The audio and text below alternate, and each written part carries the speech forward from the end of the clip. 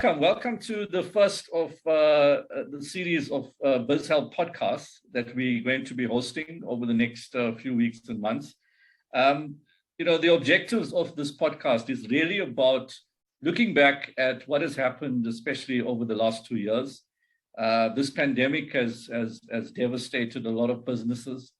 It has led to job losses, and what we want to try and focus on in our discussions is some of the positive success stories that have come out of the pandemic. Because I think that, I don't know about you, but I myself really tired of negative commentary that's been happening over the last 2 years, whether it's the TV, whether it's the newspapers you're reading or wherever, you're just bombarded with this negative energy. And so we created this platform in order to start changing the conversation.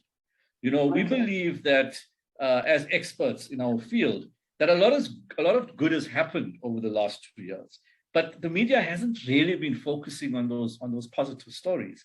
And so we want to influence a change in conversation to start looking positively at the future.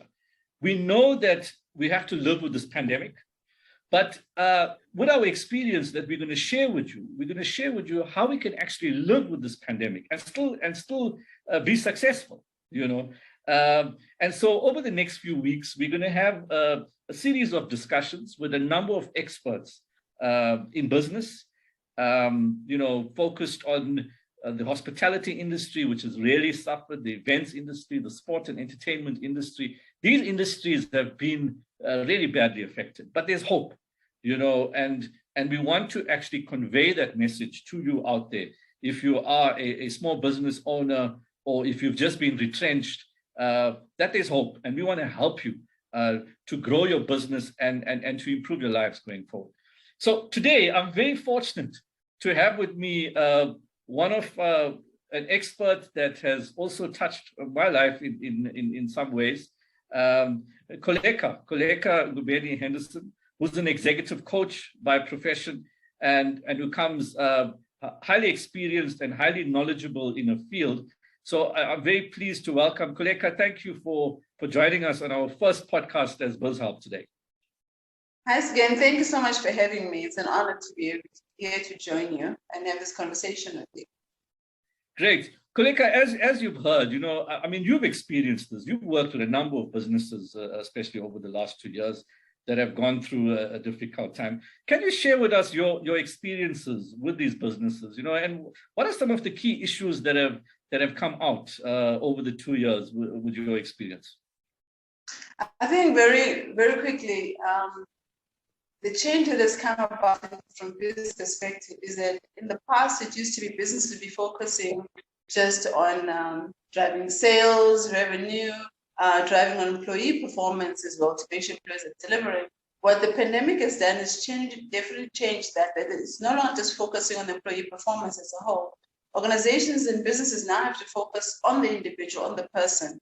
The mental health and mental wellness of the person has become more important, and not just, are you meeting the targets, are you achieving the targets? Because as we know, for the person to be able to achieve and meet the targets the business requires to achieve their objectives, the person must be in the right frame of mind. And if they're not in the right frame of mind, they won't be able to deliver what is required from the business. So I think the pandemic has forced us to focus on shifting that. It's not just about, are you achieving the targets, but it's more about you as a person. How are you first? How are you feeling? How's your family? How are things going at home? Because if the person is not right mentally, they won't be able to deliver what the business requires and achieve the business targets as a business does. So, I think that that in terms of small businesses, especially and business owners, I think there's a need for us to actually have executive coaches and people that can guide us through these difficult times. One of the things, Kholeka, that you've always been advising me on, and I think it's important that you share this as well, is the fact that businesses need to plan, right? Even as individuals, we need to have a plan. Can you just expand on that a little bit, please? I think it's from a very early age. I've always believed that you have to plan your life in terms of what you want to achieve, where you want to go in life. And I've always believed that to be successful, you need to have a plan of how you're going to achieve that success. All the people who are successful today, most of them started off by putting it down and thinking through to say, this is the way I want to go as an individual. This is where I want to take my business. And how do I get there? So for me, planning is very important because everything in life that's important needs a plan. You build a house, you put a plan together, you want to take a trip, you plan for the trip, don't just get in the car and go. But for the most important things in our lives, we fail to make the same plan and give it the same attention as it requires in terms of giving direction to our lives. And as a business owner, I think that's why every business starts needs a business plan to say, before any investor can give any money to you, they want to know what you're going to do with their money, how you're going to spend it, how you're going to get results out of it. So I think we should take the same importance around our lives to say, at the end of my life, when I look back, what would I have achieved? What would my success be? What would my legacy be? How do I want to be remembered? How I want people to remember me is important. And that's how you start reverse engineering your life to say, if this is the outcome that I want in my life, this is the outcome I want in my business. How do I get there? How do I achieve it? And hence that's the planning to say, this is putting the plan together. And I think where the role of an executive coach comes in, it lends a big perspective in terms of overview perspective. And my work that we've done together with you has actually shown that. I mean, I'm glad that you found some benefit and are able to reap some results from the work we've done together. But it's important because an executive coach comes in and takes an overview of the business and where you are, where you want to go, and starts giving you and working with you as an individual to say, this is where I can provide you the support, this is what you need to do. Have you thought about this? And the key thing around the coaching process is asking the right questions of the individual. Like I always tell you in our sessions, Sugen, I'm not going to give you any answers, but I'm going to help you arrive at the right answers. Don't look to me for answers because you know your business best. You know where you want to take it. You know where you want it to go. All I'm here is to challenge you, to be your sounding board, to ask you the tough questions, to say, why didn't you do that? Or why did you do that? And what should you have done? And through that, you get your own thought process going. You arrive at the answers on your own. Because at the end of the day, then you see that you did this. It's not me. I'm just there to support you and guide you, but you do all the heavy lifting. Yeah, and that's pretty important, right? I mean, you know, we often say that you know, no man is an island, right? The whole concept of Ubuntu. I mean, I am here because of you, and we both together can make things work. I mean, partnerships is so important, especially during a crisis, right? And I think that from what you mentioned, okay, having a plan is quite critical. Having experts to help you with that plan is also very important, right? But there's I often find, and I don't know whether you agree with me, I often find that there's a misconception out there that only big businesses can afford experts to help them. I mean, we've worked with big business. You know, I've worked with big business. We've raised funding for big businesses, whether it's the events industry or the tourism industry. You know, we've been working on major projects affecting the country. So we have that knowledge and we have that expertise, right? And so what we are trying to do as experts in our own field is to say to small businesses out there that actually you can afford us. We're not that expensive. And it's time that I think that small businesses especially, which is really the heartbeat of our economy, need to understand that, you know what, to get an expert is actually, it's accessible, it's affordable, and it's going to add value to your business. Would you agree with me on that issue? 100% again. I think when we talk about the positivity that came out from the pandemic, some of the outcomes, even though the retrenchments took place, and a lot of companies laid off employees, but when they laid off those people were laid off by experts in their own fields. And I think it sparked for a lot of people to say, you know what, instead of me working for the man, let me go do my own thing. How about I hang up my own shingle, do my own business, take my expertise and put it out there on the market and see who needs it.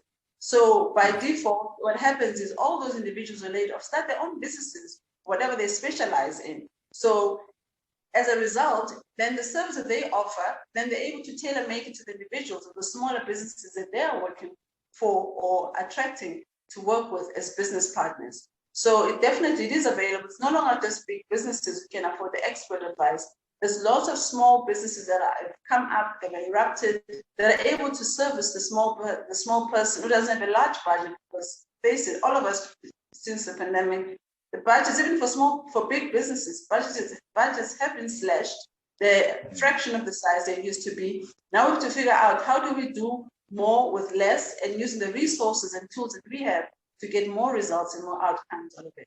So the expert advice is there when small companies, small businesses look around, they will find it. So I think it's just a matter of searching and they will find the support that they need at an affordable and expert price as well.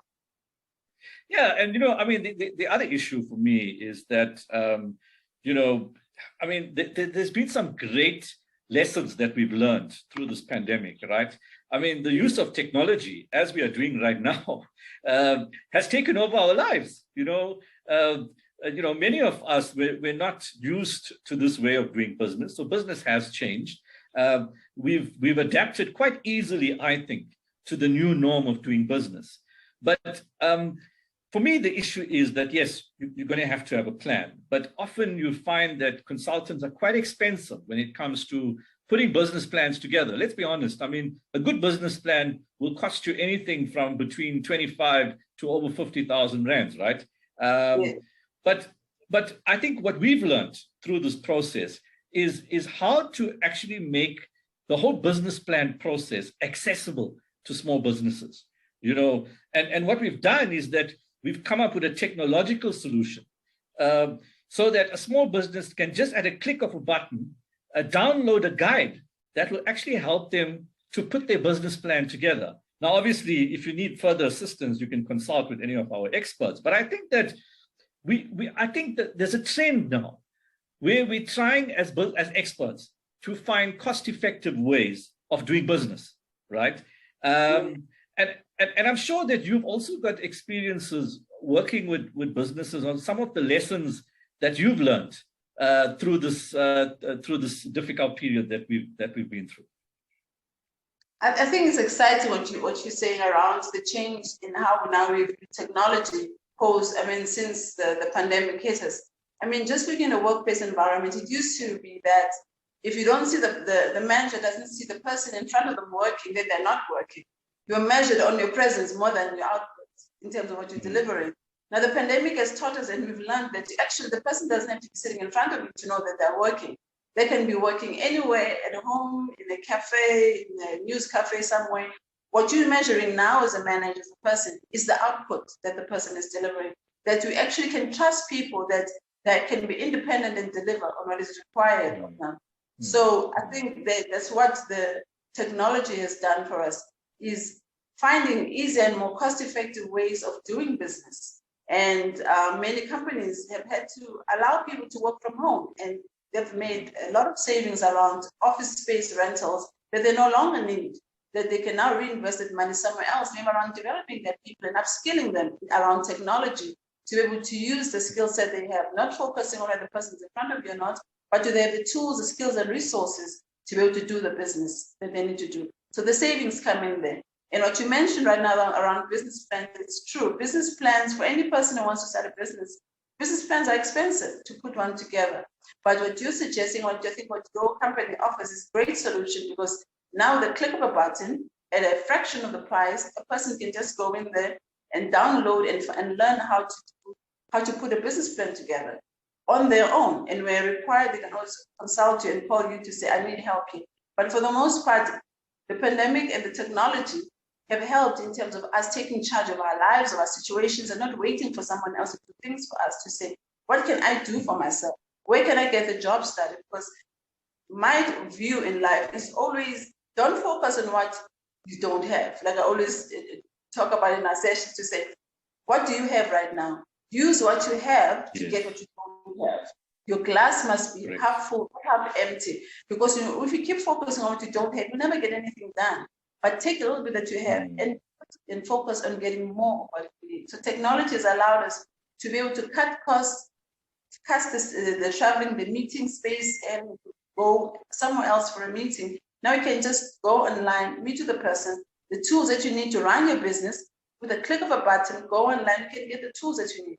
The expert service that you need, the click of the button, you can meet the experts that you need to work with. Online, do business successfully and call it a day. No, absolutely. And I think these are the ingredients that will help businesses. And I agree with you during these very difficult times.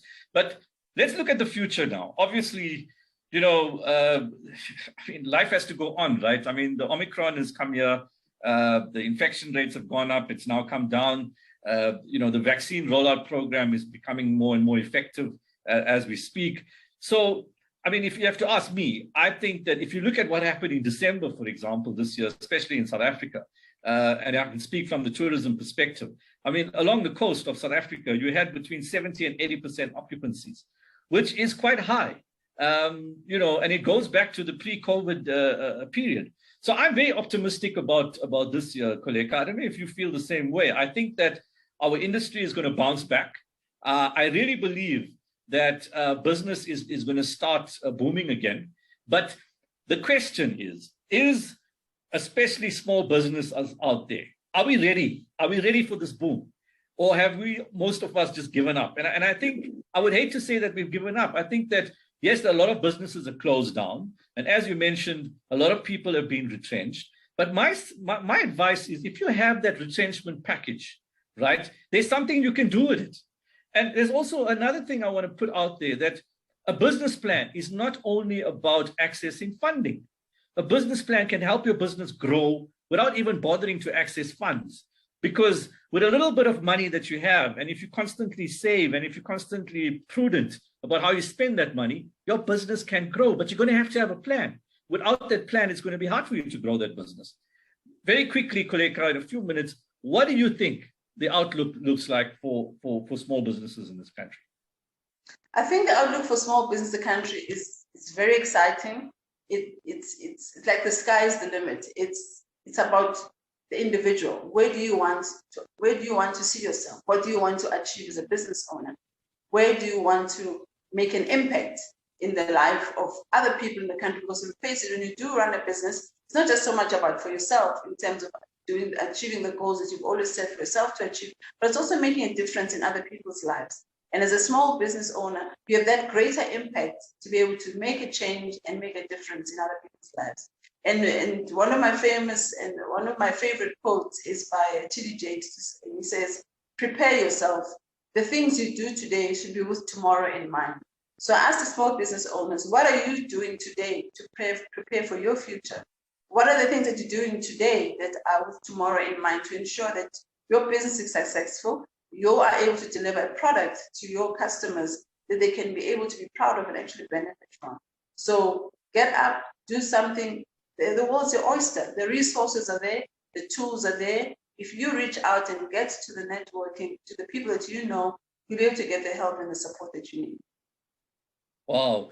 Thank you so much, Kholeka, once again, for your inspiring words. And as I said, through your inspiration, I find that there's hope, and really the last year has really been, it hasn't been a great year, but it's been a good year under the circumstances, And so thank you very much for your expert input.